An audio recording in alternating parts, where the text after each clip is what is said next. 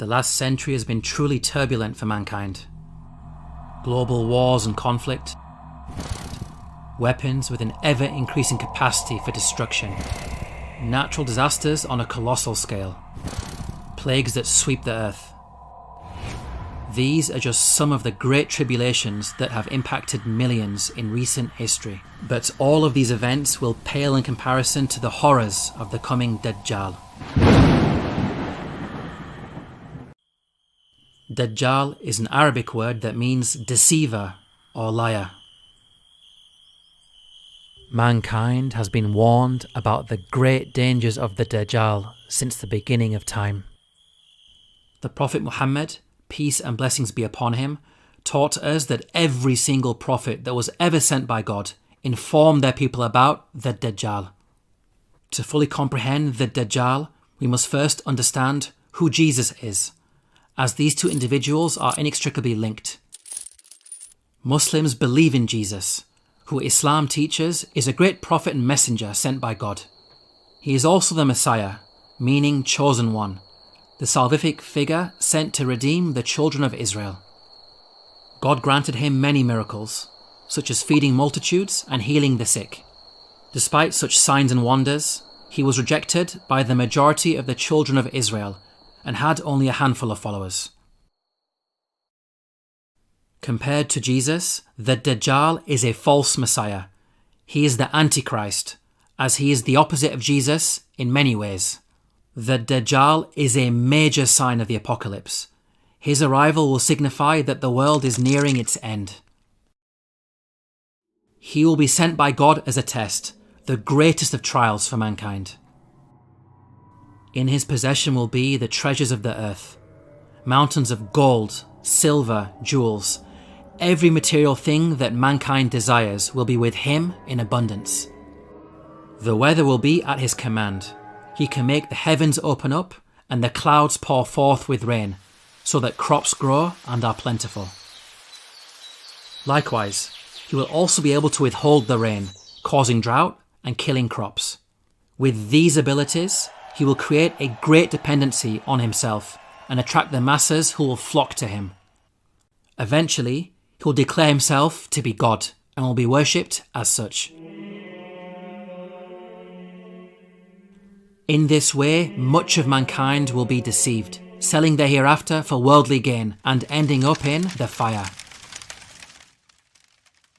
The Prophet Muhammad, peace and blessings be upon him, warned us to stay away from the Dajjal. He said that a Muslim will go to the Dajjal considering themselves a believer and will end up following the Dajjal because of the miracles on display. God's ultimate test with regards to the Dajjal is to see who will heed the warnings of the prophets to stay away from him and who will follow and worship him. Now you may be thinking that the Dajjal is some far off threat that will happen long after you're dead and buried, so why worry about it? But the reality is that our hearts and minds are already being conditioned and programmed to accept the message of the Dajjal, and many of us don't even realise it. New Atheism, which is a liberal atheistic movement that has been sweeping the West for the last few decades, is priming the world for the Dajjal's arrival. What are the principles of New Atheism? Firstly, the rejection of religion. Religion is undermined through mockery and the normalization of blasphemy. Secondly, empiricism. This is the idea that one should only believe in what can be experienced through the senses. If something cannot be seen, touched, smelt or heard, then it cannot be accepted. God and all aspects of the supernatural are therefore rejected. Thirdly, materialism, emphasizing worldly matters above the spiritual and claiming superiority based on scientific and technological advances. This unholy trinity of New Atheism, the rejection of religion, the emphasis on empiricism, and the increase in materialism is exactly the fodder that the Dajjal needs to create dependency on himself, attract the masses as followers, and ultimately be worshipped as God. Just how does the atheist denial of the supernatural benefit the Dajjal? Doesn't that go against his agenda of being worshipped as God? No, this actually fits in perfectly with his master plan.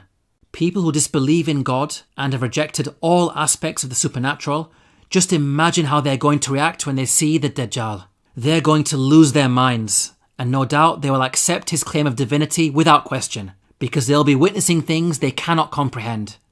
They'll be taken by surprise and snared in his trap. With regards to empiricism, the Dajjal will satisfy the atheist demand that they see God. If they're demanding a physical God, well, that's what the Dajjal is going to be, defying all scientific explanation by performing signs and wonders before their very eyes. With regards to materialism, those inclined towards greed, those inclined towards selfishness shall join his ranks. Sound far-fetched? In recent pandemics, we've seen people going crazy, literally fighting, over simple creature comforts like toilet paper. Now just imagine how anxious people will become when essentials for life, such as food, water and shelter, are taken away. Now, whether the new atheist movement is a knowing accomplice and in on some grand conspiracy, or whether it is an unwitting pawn in the Dajjal's game is beside the point. As we have seen, there is an uncanny correlation between the ideology they are pushing and the methodology of the Dajjal. Prophet Muhammad, peace and blessings be upon him, taught that in order to protect ourselves against the Dajjal, we should recite the first 10 verses of the chapter of the Quran known as Al-Kahf, the cave.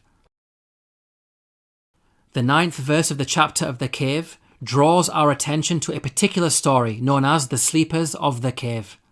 أم حسبت أن أصحاب الكهف والرقيم كانوا من آياتنا عجبا. This story relates to some youths who lived in a land of idolatry. Out of their strong devotion to God, they fled from their people. The verses go on to say, إذ أوى الفتية إلى الكهف فقالوا ربنا آتنا من لدنك رحمة. This shows us that faith is the most precious and important thing in our lives. It must be safeguarded and protected at all costs. With regards to the Dajjal, it will be best to stay away from him, even if it means fleeing to a remote cave. وربطنا على قلوبهم إذ قاموا فقالوا ربنا رب السماوات والأرض لن ندعو من دونه إلها لقد قلنا إذا شططا. Here we are directed to avoid the worship of idols, statues, carved images, human beings, and anything besides God. This goes directly against the Dajjal's plot to be worshipped as God. وَإِذِ اعْتَزَلْتُمُوهُمْ وَمَا يَعْبُدُونَ إِلَّا اللَّهَ فَأْوُوا إِلَى الْكَهْفِ يَنشُرْ لَكُمْ رَبُّكُمْ مِنْ رَحْمَتِهِ وَيُهَيِّئْ لَكُمْ مِنْ أَمْرِكُمْ مِرْفَقًا. Note here the theme of belief in the unseen and putting your trust in and relying on God. This goes directly against the empiricism of new atheism. In fact, if you look at this chapter of the Quran as a whole, many of its themes and messages are a counter to the Dajjal and new atheism.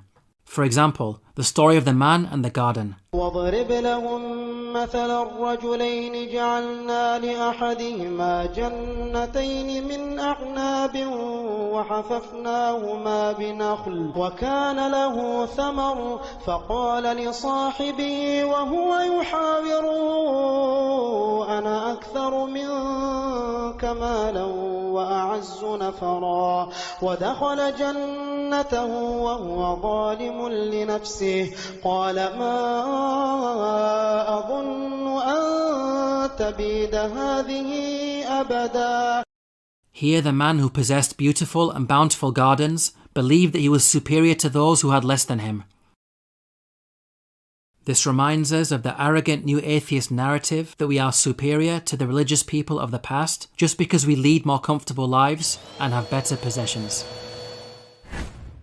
Our worth as a society should not be measured in material terms, such as wealth and technology, but rather how we treat the weakest and most vulnerable. In this regard, the modern world is failing miserably. Finally, these verses remind us that material things are temporal, and one should not put their trust solely in them to the extent that they neglect God. By contrast, the hereafter is eternal, everlasting. In summary, we can see that the plots of the Dajjal and the pillars of new atheism are explicitly denied throughout this chapter of the Quran. It's important to understand the reason why the Prophet Muhammad, peace and blessings be upon him, directed us to the chapter of the cave for protection.